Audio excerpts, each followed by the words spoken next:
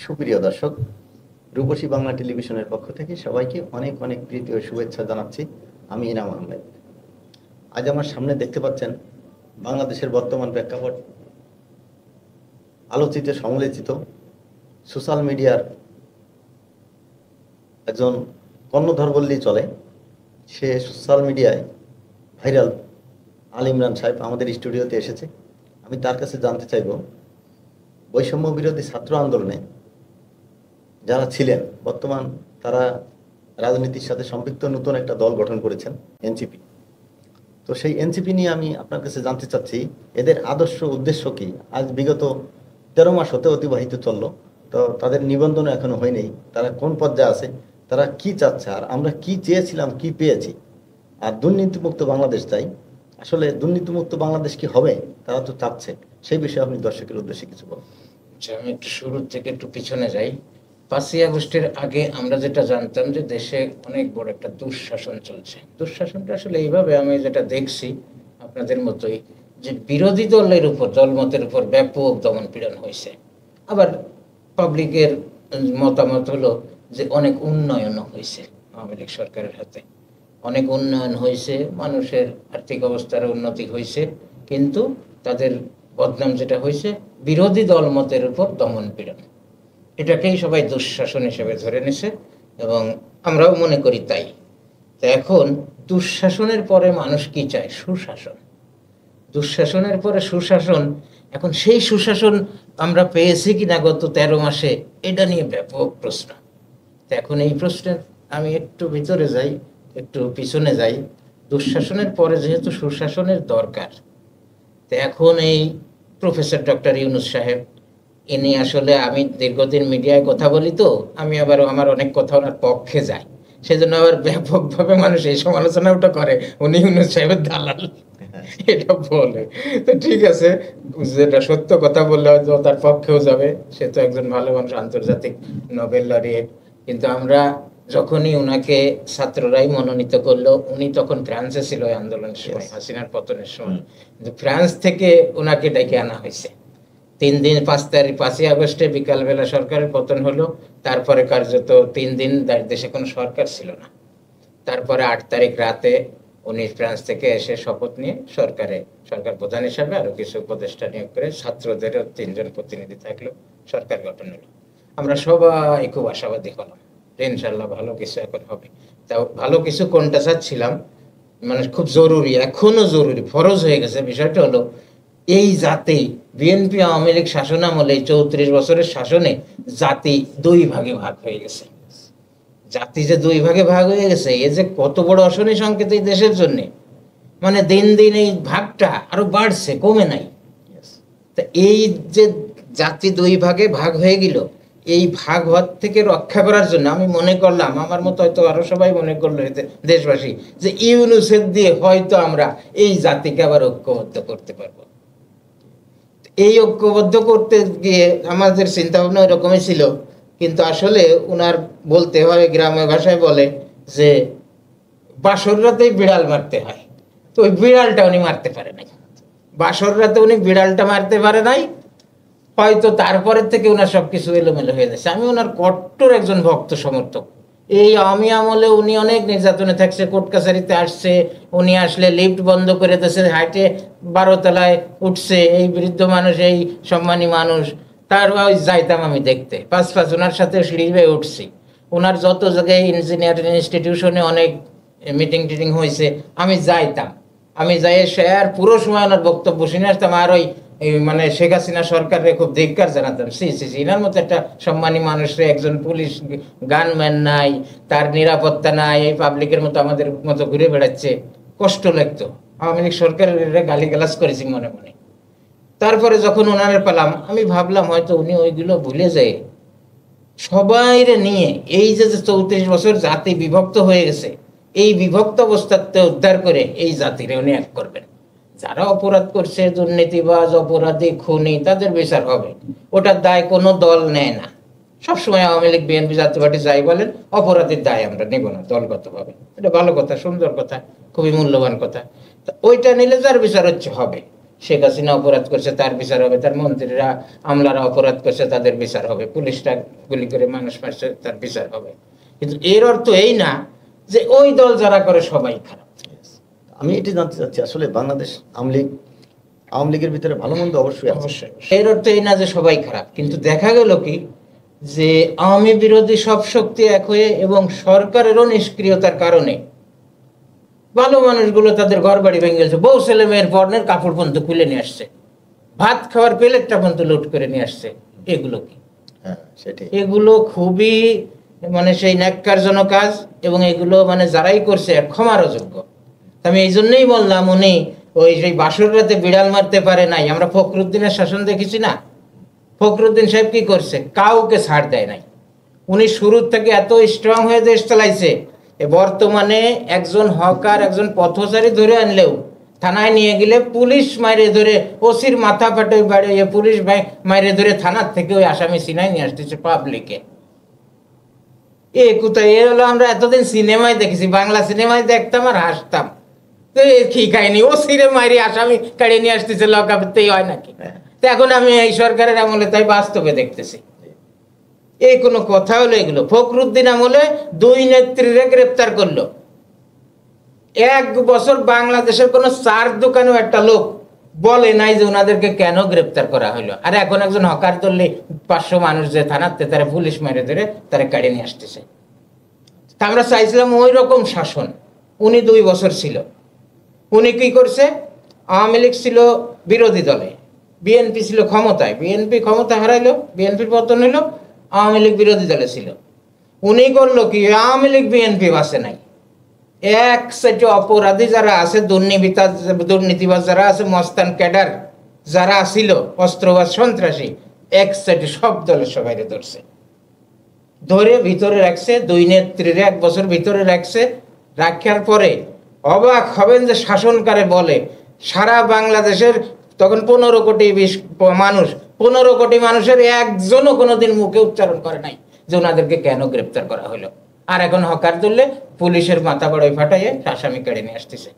সেই বিষয়টা আপনার এখন সেই বিষয়টা এই জন্যই খুব কষ্ট লাগে। ওনার প্রথম ভুল যেটা শোনেন, ওনার অনেক সফলতা আছে সেটা বলবো। প্রথম ভুল হলো ব্রিগেডিয়ার জেনারেল সাখাওয়াত সাহেবের স্বরাষ্ট্র মন্ত্রণালয় থেকে সরাই দেওয়া। উনি একটা সুন্দর কথা বললো। কথাটা বললো কি? শেখ হাসিনারে বললো উদ্দেশ্য করে, আপনি আসেন দেশে এসে রাজনীতি করেন। ওই কথাটা উনি টিটকারি করে বলছে, সে কি বললেই আসতেছে নাকি? আর অন্যরা ওইটা লুফে নিল যে ব্রিগেডিয়ার সাখাওয়াত সাহেব আওয়ামী লীগের লোক, আওয়ামী লীগের দোসর। আরে সে আওয়ামী লীগ আমলেও সারাজীবন আওয়ামী লীগের বিরুদ্ধে কথা বলছে, টকশো তো দেখছি ওনার সবসময়। সে এখন তারে বললো কি উনি আওয়ামী লীগের দোসর, ওনারে সরাতে হবে, ওনার পদত্যাগ চাই। সন্ধ্যার সময় এক প্রতিবন্ধী স্টাইলের এক নেতা আছে, আমি ওরে প্রতিবন্ধী বলি। ওই প্রতিবন্ধী কয়জন লোক নিয়ে রাস্তায় মিছিল করলো, ওই মগবাজার ওই পল্টন মোটর দিয়ে মিছিল করে বলে যে সাখাওয়াত সাহেবের পদত্যাগ চাই। কিন্তু ওই সাখাওয়াত সাহেব তার আগের দিন সন্ধ্যার সময় পুলিশ আর ডিউটি করবে না, ওই রাজারবাগ যে পুলিশরে সবাইরে ডাকি আইনে, নতুন আইজিপি নিয়োগ করলো মইনুল সাহেবরে, তাকে ডাকি আইনে কিছু পুলিশ অফিসার এক জায়গা করে বললো যে আপনারা কাজ করেন, আমি দেখবো। তারপরেও তারা কাজ করতে চায় না। 8 তারিখে 9 তারিখের সন্ধ্যার ঘটনা, সে কাজ করতে চায় না, 9 আগস্ট 2024 সাল। তারপরে উনি বলে আমি একজন ফৌজির লোক, মানে আমি একজন সেনাবাহিনীর লোক, আমি ফৌজির লোক, আমি কঠোরভাবে আপনাদের নির্দেশ দিচ্ছি, আপনারা কাজে নামেন, ট্রাফিক ব্যবস্থায় নামে পড়েন, আইন শৃঙ্খলা রক্ষায় নামে পড়েন। 4 দিন দেশে কোনো সরকার নাই, 4 দিন দেশে কোনো পুলিশ টুলিশ ডিউটি নাই, আমি ফৌজির লোক, আমারে যাই তাই মনে করবেন না, আমি সেনাবাহিনীর লোক, অতএব আমি বলতেছি, অর্ডার দিচ্ছি, আপনারা কাজ করেন। ওই লোক 9 তারিখ রাতে পুলিশ বাহিনী গঠন করে 10 তারিখ থেকে কাজে নামালো। তারে আমরা 20 দিনও সময় দিলাম না ভালো কাজ করতে। তারপরে উনি বললো কি যে সাদাবাজদের ঠ্যাং ভেঙে দেওয়া হবে। সে বলিছে না যে বিএনপি সাদাবাজ, জাতীয় পার্টির সাদাবাজ, আওয়ামী লীগের সাদাবাজ।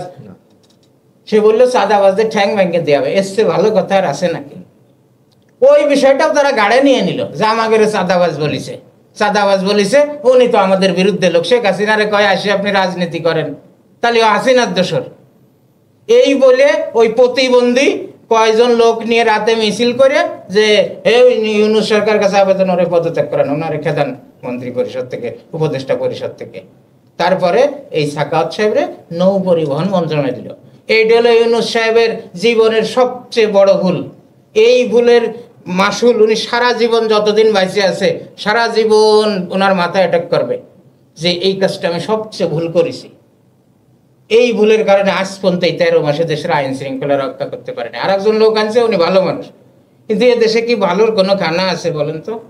ওই পদে, স্বরাষ্ট্র মন্ত্রণালয়ের পদে এমন একজন লোক থাকবে যে হাইটে যাবে আর মাটি থরথরায় ভূমিকম্পের মতো কাঁপবে। এরম মানুষ দেশে স্বরাষ্ট্র মন্ত্রী থাকতে হবে।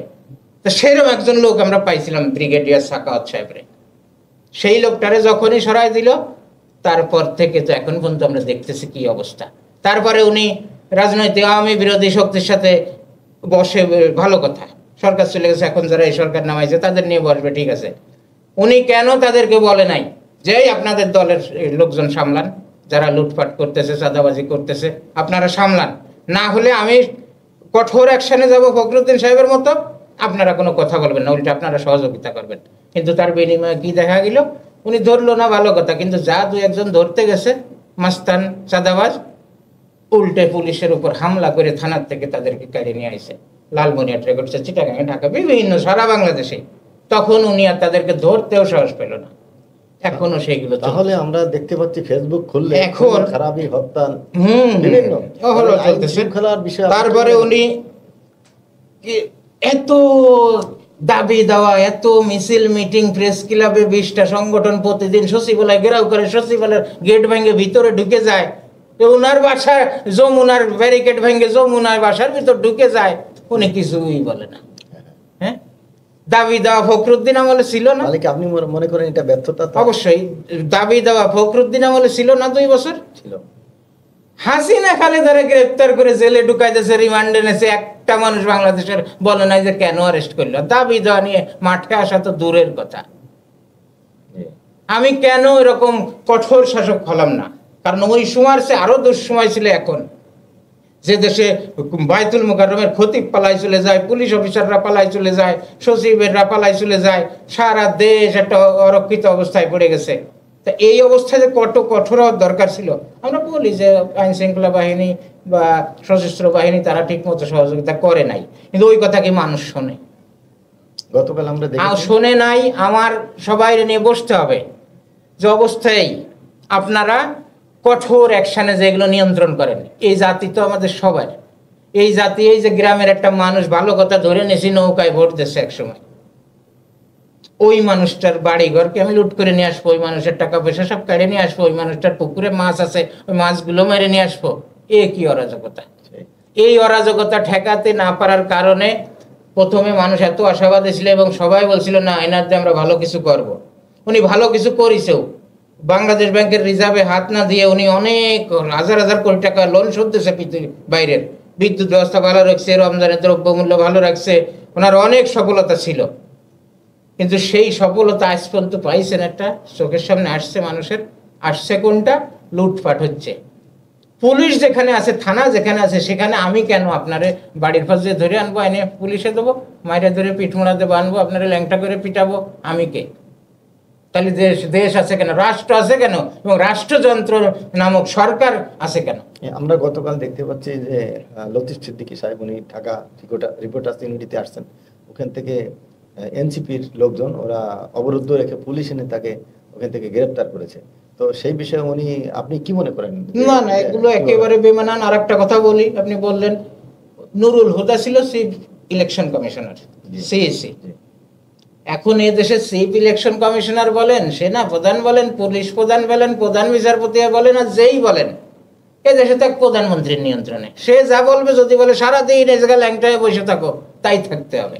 অর্ডারের গোলাম তারা। মনে করেন তার অর্ডারে সে খারাপ কাজ করেছে, ঠিক মতো নির্বাচন করতে পারে নাই। তা এখন আপনার অর্ডার ছাড়া আর একজন করতে পারবে? একটু আগে দেখলাম বিএনপি আমলেও খালেদা যখন ছিল, তাদের অর্ডার ছাড়া কোনো অফিসার তাদের কথা না শুনে তাদের বিরুদ্ধে কিছু করতে পারিছে? পারবে না। তা ওই লোক একজন সচিব ছিল, ওই লোক একজন মুক্তিযোদ্ধা। আমরা তো 71-কে মূল্যায়ন করি। ওই লোক একজন মুক্তিযোদ্ধা। ওই মানুষটারে, এই বৃদ্ধ মানুষটারে ধরে এনে তার গলায় যে জুতার মালা পরায় তার জুতা দিয়ে পিটাচ্ছে। এখন যা আছে এর ভিতরেও কি আতঙ্ক আসতেছে না যে আমি নির্বাচন করে একজনের ক্ষমতা দিয়ে যাব, ওই 5 বছর আমার কিছু বলবে না। কিন্তু যদি জীবনে বাইসে থাকি, ওই 5 বছর পরে যদি আরেকজন ক্ষমতা আসে, তা আমারও তো একই কাম করবে। তো ইউনূস সাহেব তো হাইলি এডুকেটেড পারসন, 100 একজন ডক্টরেট, কিন্তু উনি একজন অর্থনীতিবিদ, ওই ফখরুদ্দিন একজন অর্থনীতিবিদ ছিল। সেটা কিন্তু উনি, আপনি কি মনে করেন ওনার রাজনীতির বিষয়ে উনি বর্তমানে ব্যর্থতা ওনার কাছে উনি হচ্ছে, সেটা কি মনে করেন? ব্যক্তিগতভাবে তো রাজনীতি করে না, আমরা রাজনীতি নিরপেক্ষ মানুষ হিসেবেই তাকে ওই জায়গায় বসাইছি। কিন্তু উনি, ওনার প্রধান কাজ ছিল কি, দেশ যে বিভক্ত হয়ে গেছে এই 34 বছরে, আওয়ামী লীগ যারা অপরাধ করছে অপরাধ অনুযায়ী বিচার হবে, মামলা হবে আইনি প্রক্রিয়ায়। কিন্তু আরো যে কোটি কোটি লোক আওয়ামী লীগ করে, এই মানুষগুলোর নিয়েও তো বসা দরকার ছিল। এদেশের সমস্ত দল, আওয়ামী লীগের একটা অংশ নিয়েও তো বসতে পারতো, ভালো যারা ছিল। তাহলে কি আপনি বলতে চাচ্ছেন সেটা তার ব্যর্থতা? অবশ্যই ব্যর্থতা। একমাত্র সুযোগ আসছিল এই 2024 সালে এদেশের এই বিভক্ত জাতির এক করা। আপনি কি জানেন, কথাটা বললে খারাপ শোনা যাবে এবং এটাই বাস্তব, আজকেই বহির্শত্রুর সাথে এদেশের যুদ্ধ হইতে যাক, বড় একটা অংশ তাদের পক্ষ নিয়ে আমাদের বিরুদ্ধে যুদ্ধ করবে। দেশ এই রকম বিভাজনে চলে গেছে, এটা কি ভালো লক্ষণ? বিপি নূর সে অনেক লাঞ্ছিত হয়েছে, রক্তাক্ত অবস্থায়, সে বিষয়ে আপনি কি মনে করেন? যে এগুলো যে অবস্থা শুরু হয়েছে, আরো যা শুনতেছি, কান কথা বিভিন্ন জায়গাতে আসতেছে, এরকম তো আরো ঘটনা ঘটবে। তাহলে এই যে ছেলে পেলে গুলো নেতৃত্ব দেবে, ভবিষ্যতে এরাই নেতৃত্ব দেবে, সিনিয়র নেতা হবে, দেশের সিনিয়র সিটিজেন হবে, এরা নেতৃত্ব হবে, এদের দিয়ে ভালো কিছু আশা করা যায়। এদেরকে মারে মারে এখনই যদি শেষ করে দিই, আমাদের দেশে এত গণ্যমান্য ব্যক্তিবর্গ, সুনামধন্য অনেক আছে, কেন প্রতিরোধ করতেছে না? কেন দেশ অরাজক? ওই জায়গায় তো ভাই এত কষ্ট লাগে যে কেন আমি ওই আর একটা দলের কথা শুনবো। তারপরে শুনেন কি করছে এখন, ওই রকম কিছু কিনা, কিছু ওই আমড়া কাঠের ঢেকি আছে বিভিন্ন দলের। এই ঢেকিরা বলে কি, নেতায় যদি অর্ডার দেয় 15 মিনিটে আমি সরকার পতন ঘটায় দেব, নেতায় যদি অর্ডার দেয় 1 ঘন্টায় সরকার পতন করে দেব। আর এই সরকার 1 ঘন্টায় 15 মিনিটে নেতার কথায় পতন ঘটায় দিবা, 17 বছর সরকার পতন ঘটাও নাই, 15 মিনিটে নেতা কেন অর্ডার দেয় না? তার নেতা অর্ডার না দেওয়ার কারণে ইলিয়াস আলীর মতো লোক, চৌধুরী আলমের মতো লোক তারা গুম হয়ে গেছে। তো এই গুমগুলো তো ঠেকানো যেত। এখন এটা নেতার দোষ না নেতারে যে ঢেকি আছে যেগুলো আমরা কাঠের ঢেকি, এদের দোষ? এরা বলে নাই নেতারে, তাই সে অর্ডার দেয় নাই, অথবা নেতা অর্ডার দেয় নাই। তো এই 17 বছর অর্ডারটা দিলি তো 17 বছর আগেই আওয়ামী লীগের পতন হইতো, তাহলে এইসব গুম খুন কিছুই হইতো না। এখন এগুলোরও কোনো বিচার করে না। আমরা আরেকটা জিনিস দেখতে পাচ্ছি, তার বাসার সামনে যে নাচানাচি করে, ব্যাং নাচে, বান্দর নাচে, যা খুশি তাই করে বিভিন্ন পক্ষ যেয়ে, তাদেরকে কোনোদিন এই একটা মানে সেই পুলিশ দিয়ে হামলাও করে নাই।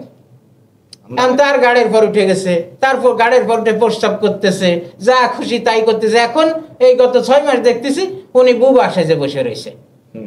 উনি কি ওই যে টিপু সুলতানের দেখে নাই, টিপু সুলতান ড্রামা সিরিজ দেখে নাই? তার বাপ হায়দার আলী আর টিপু সুলতান কি বলতো, শত্রুপক্ষরে আক্রমণ করে হামলা করে বসতো। তো ওনার তো এখন দরকার ছিল সব বাহিনীর এক জায়গা করে অপরাধী যত যায় অপরাধীর বিরুদ্ধে আক্রমণ শুরু করো। একটা মানুষ ঘরে ঘুমায় রয়েছে, তার ঘর বাড়ি লুটপাট করে ঘর বাড়ি পুড়ায় দেবে, বিল্ডিং ভেঙে দেবে, এগুলো কি? অন্তত আর মনে হয় 5-6 মাস আছে সরকারের ভাষ্য মতে। এই 5-6 মাসেও যদি হয়, ফখরুদ্দিনের মতো ওরকম একটু কঠোর হোক, কঠোর হয়ে, এবং এই যে 34 বছরে আওয়ামী লীগ বিএনপির শাসনে যে দেশ 2 ভাগে ভাগ হয়ে গেছে, এই জাতি, কেউ আওয়ামী লীগ কেউ বিএনপি, ছোট দলগুলোর কথা বাদে দিলাম, এই 2 ভাগে ভাগ হয়ে গেছে, দিন দিন ভাগ বাড়তেছে। আমরা আশা করেছিলাম যে এই সরকার আসে, এই ইউনূস সাহেব আসে, আন্তর্জাতিক মানের ব্যক্তি, ইনি আসে এই 2 ভাগকে এক করবে জাতীয় স্বার্থে, তা না হলে দেশের সার্বভৌমত্ব থাকবে না। আজকেই বহির্শত্রুর সাথে, বার্মার সাথে, ইন্ডিয়ার সাথে দেশের যুদ্ধ হইতে যাক, এই দেশের বড় একটা অংশ ওদের পক্ষ নিয়ে আমাদের বিরুদ্ধে যুদ্ধ করবে। এরকম পরিবেশ তৈরি হয়ে গেছে যে বিভাজন তো এত বাড়িছে। কিরকম শুনবেন, আপনি বিএনপি করেন আমি আওয়ামী লীগ করি, বা আপনি আওয়ামী লীগ করেন আমি বিএনপি করি, আমরা ছেলে মেয়ে পর্যন্ত বিয়ে দিই না। যে ও শালা বিএনপি করে, ওর ছেলের সাথে আমার মেয়ে বিয়ে দেবো না, আত্মীয়তাই করা যায় না। ও আওয়ামী লীগ করে, ওর সাথে আমার মেয়ে বিয়ে দেবো না, এই পর্যায়ে চলে গেছে। ওর ছায়া দেখা পাপ। এটা কোনো রাজনীতি হইল? গণতন্ত্র রাজনীতিকে এই শিক্ষা দিয়েছে। সবসময় নিয়ম কি, সরকারি দলরে বলি আমরা ট্রেজারি বেঞ্চের লোক, আর বিরোধী দলরে বলি অপোজিশন বেঞ্চের লোক। ট্রেজারি বেঞ্চের লোক আর অপোজিশন বেঞ্চের লোক, সরকারি দল আর বিরোধী দলের ক্ষমতা কারোর সে কারোর কম না, সমান ক্ষমতা। এটা সরকার, ওইটারে বলা হয় ছায়া সরকার। ওই যে ইংল্যান্ডে ওই বিরোধী দলেরও সরকার আছে, ও স্বরাষ্ট্রমন্ত্রী, ও শিক্ষামন্ত্রী, ও অর্থমন্ত্রী, এলো নিয়ম। গণতন্ত্র হলো এই সংসদীয় গণতন্ত্র। ছায়া সরকার আর সরকার, ট্রেজারি বেঞ্চ আর অপোজিশন বেঞ্চ, এই দুই বেঞ্চের লোকজন একসাথে বসে সবসময় সিদ্ধান্ত নিতে হয়, সেই দেশে ভালো কিছু হয়। আর এখানে আপনার ছায়া আমি দেখবো না, ওর ছায়া পাড়াবো, ওর নাম নেব না, ওর সাথে ছেলে মেয়ে বিয়ে দেওয়া যাবে না, ওদের সাথে আত্মীয়তা করা যাবে না, ও বিএনপি করে, ও আওয়ামী লীগ করে, ও জামাত করে, এদের সাথে চলা যাবে না, নাউজুবিল্লাহ, ঘৃণা করে। এই এই অবস্থার থেকে আমরা চাইছিলাম এনার দিয়ে মুক্তি পাবো। 34 বছরের বিভাজন 91 সালের পরের থেকে এই বিভাজনটা কাটাইয়ে এনার দিয়ে মুক্তি পেয়ে এই জাতীয় ঐক্যবদ্ধভাবে আবার ঘুরে দাঁড়াবে। আপনি তো আরো কেন দরকার আরো ঘুরে দাঁড়ানো শুনবেন। বাংলাদেশের 19টা জুড়াইলে একটা সৌদি আরব, সে দেশে মানুষ 3.5 কোটি, আর আমাদের 20 কোটি। বাংলাদেশের 6টা বাংলাদেশ জুড়াইলে একটা পাকিস্তান, সে দেশে মানুষ 26 কোটি, আমাদের 20 কোটি। বাংলাদেশ 110টা বাংলাদেশ জুড়ালে একটা রাশিয়া, সে রাশিয়ার জনসংখ্যা 14 কোটি। 99টা বাংলাদেশ জুড়ালে একটা কানাডা, সেই কানাডায় মানুষ 2.5 কোটি। বার্মা, বাংলাদেশ 4টে বাংলাদেশ জুড়ালে একটা বার্মা, সেই বার্মায় 6 কোটি মানুষ, আমাদের 20 কোটি। তাহলে কোন বিপদে আছি আমরা ভাবতে পারেন। এদেশ চলার মতো না, আল্লাহ কোনো মতো চালাচ্ছে, আর কদিন পর আর চলবে না, কেউ কোনোদিন আর ভালোভাবে চালাতে পারবে না। এদেশের জনসংখ্যা থাকা উচিত ছিল 2.5 কোটি, তাহলে সবাই সুস্থ সুন্দরভাবে সুখীভাবে চলতে পারত। সেই দেশে মানুষ হলো 20 কোটি। এই 20 কোটি মানুষকে চালাতে গেলে তাহলে কত ভালো হওয়া দরকার সবার, এবং কত মিলেমিশে থাকা দরকার। এবার ভাবেন, আমরা সেই কিছু চিন্তা না করে আসি খালি মারামারি খুনোখুনি নিয়ে, ক্ষমতার লোভ নিয়ে। আমার অনুরোধ, মানে আপনাদের মাধ্যমে, আপনারা তো মিডিয়ার লোক, আপনাদের মাধ্যমে এই প্রধান উপদেষ্টার কাছে, কারণ ওনার পক্ষে অনেক কথা বলি তো, সবাই আমার ইউনূস সাহেবের দালাল বলে, মিডিয়াতে পাগল করে ফেলে, কমেন্ট লেখে উনি ইউনূসের দালাল। তো ইউনূসের দালাল না, ইউনূসের পক্ষে বলি বিপক্ষে বলি।